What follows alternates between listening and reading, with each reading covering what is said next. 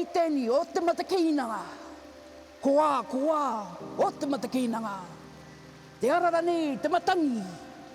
Te wararane, te topanga, o te ua. Te araru nei, te pukianga, o te ngaru. Te pura nei, te uira. Ea ara te i. Ko koe, e te metua waine. To o ngākianga, i to o paseea, kuki airanga. To o rōtaianga, to o itikianga, to o utuanga. Hiro mai e koe, e metua waine ruma, e te meitaki. Te manātua, ko to o iarataki. Ie, koko.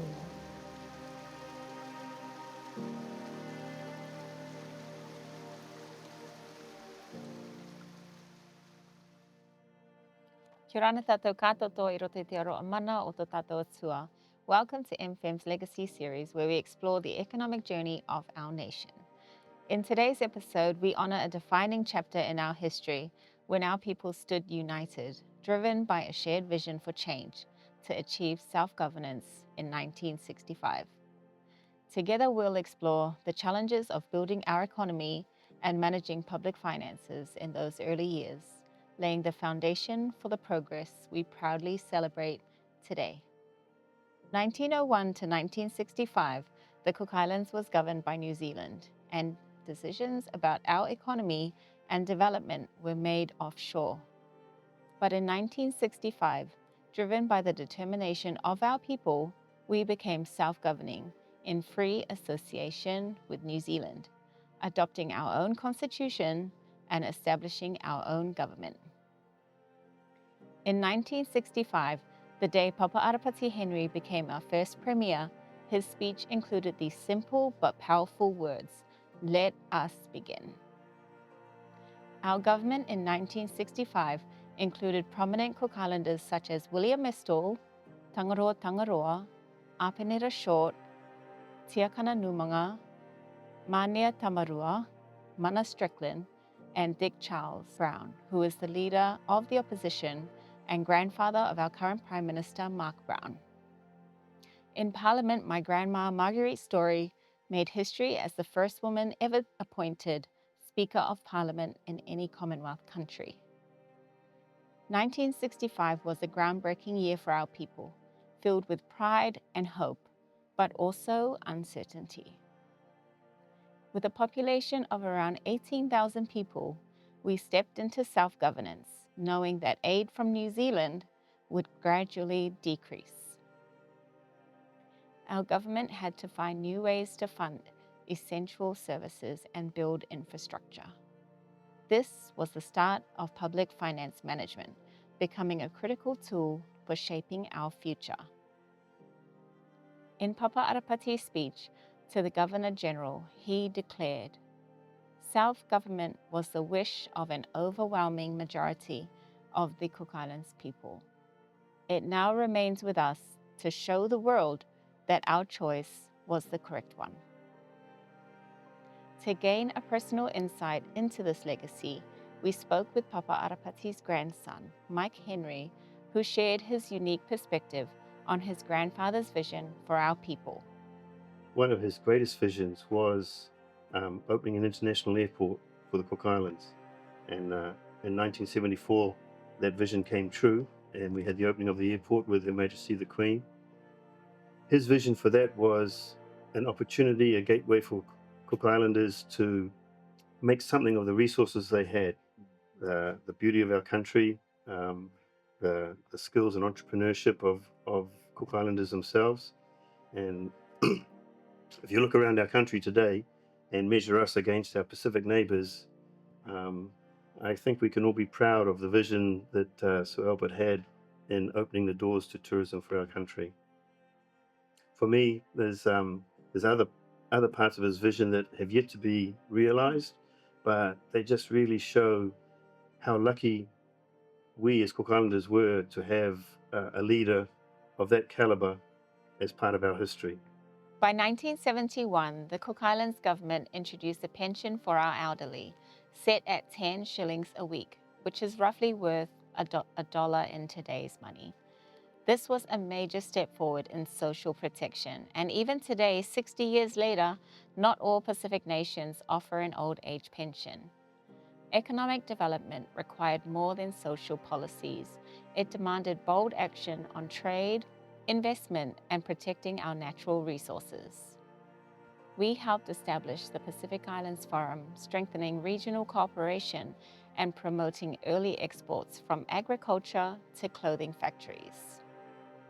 Our country saw the rise of the grey economy, where small businesses and informal trade flourished. At the United Nations Convention on the Law of the Sea, Papa Arapati boldly challenged the way that the United Nations was calculating these zones and strongly advocated for small island nations to have sovereign rights over their surrounding waters. His voice ensured the Cook Islands secured our 200 nautical mile exclusive economic zone, protecting our resources and strengthening our place on the global stage.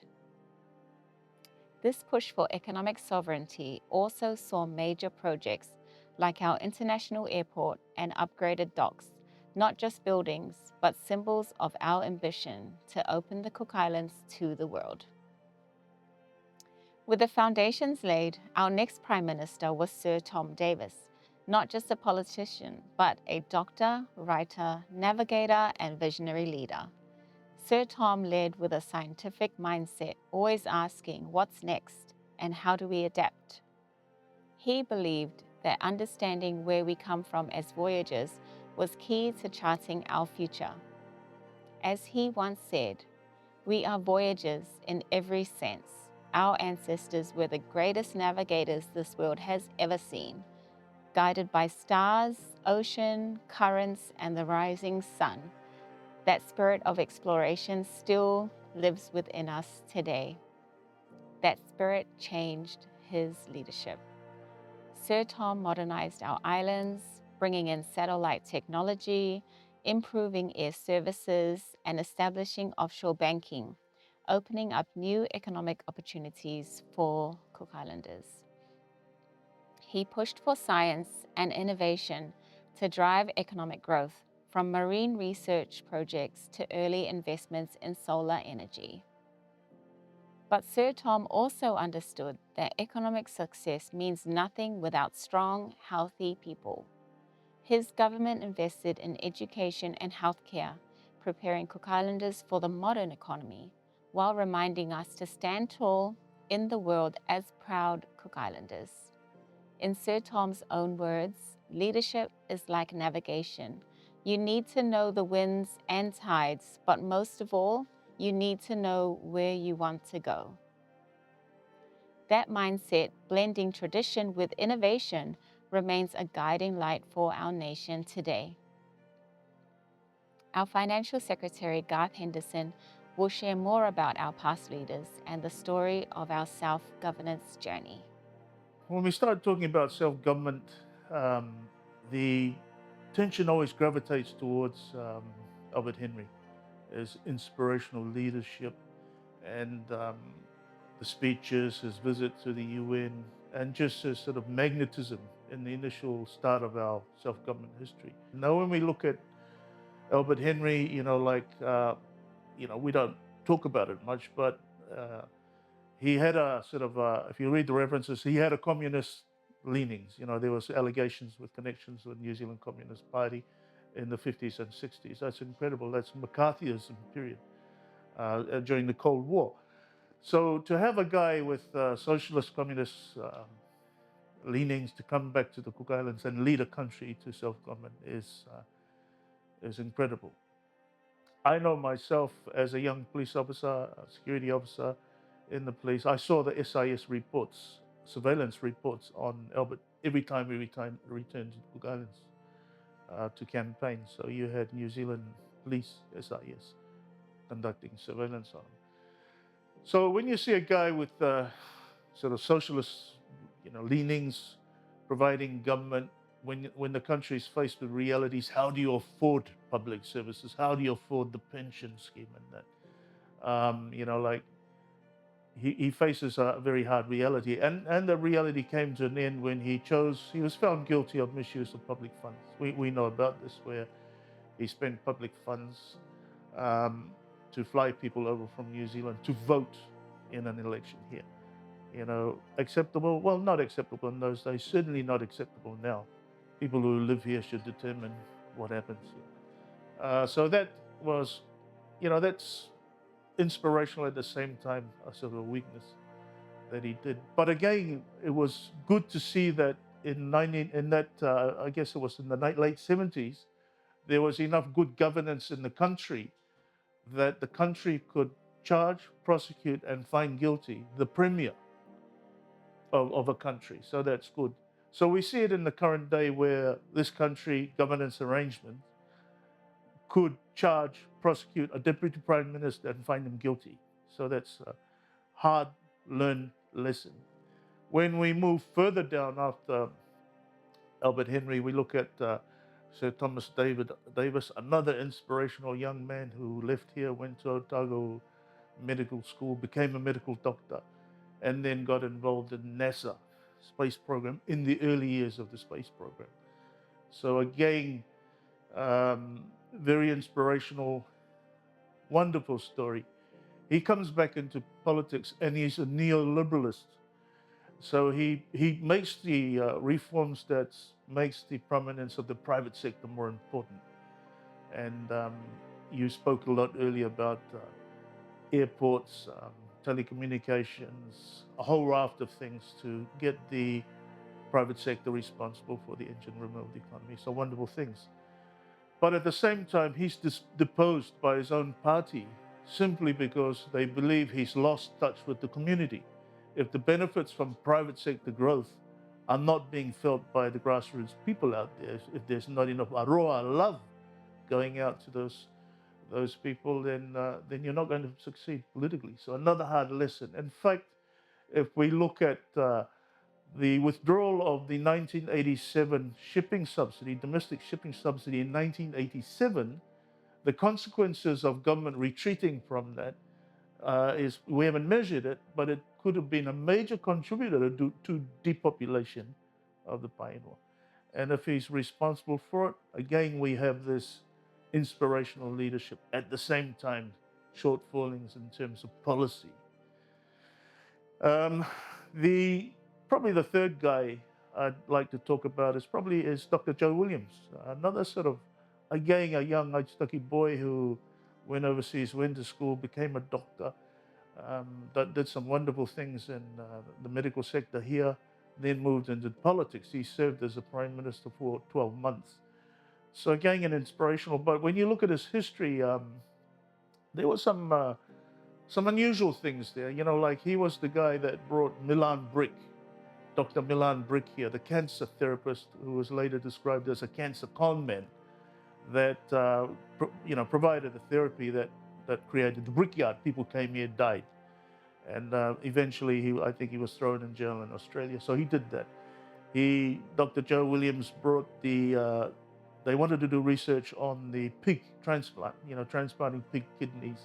They wanted to do here, and New Zealand refused to do it, refused to allow us to do it in terms of the risks of virus moving from animal to human. So that didn't work. New Zealand eventually took it up. He wrote the book on eczema treatment, I guess based around Polynesian people in New Zealand. Again, I understand the New Zealand Medical Association disparaged that book. So he faced those challenges. But when I look at Dr. Joe, we know he died a hero on the front line of COVID-19 in Auckland, out there treating patients when he was an older guy. So, a degree of, shortcomings, but at the same time, aspirational. At the same time, the guy dies a hero. We need to remember that among the other things. So again, it comes back, all these three guys, like aspirational guys, great leaders, and we've had more than these guys. But again, like us learning from their shortcomings, like Albert Henry's sort of socialism needs to be balanced with economic reality. Things like Sir Tom Davis, developing the private sector, but making sure that the benefits are felt by all. These are lessons we bring into current economic policy. With Dr. Joe, it's innovation, but again, framed with responsibility. Like we can innovate, but it must be framed by responsibility. And those are sort of wins we've had and lessons we've learned that help us guide ourselves moving forward. Mai toki ma'ata for joining MFEM's Legacy series. In our next episode, we'll explore the early economic strategies that shaped our development after self-governance. Until then, let's honor the legacy of our pāmetua as we continue to write our economic story for generations to come. Me te kia tupaka e kia manuia. Tuki tuki teni teni tarai ira ko tō mate kino mō. Te kere ti te rutuki mate kaka ari ki te matai o. Ua pōkia i te kārere. Pōpongi ori ori e taiti moketa, te taiti moketa. E rei rātu e tūtakai a tō ke o,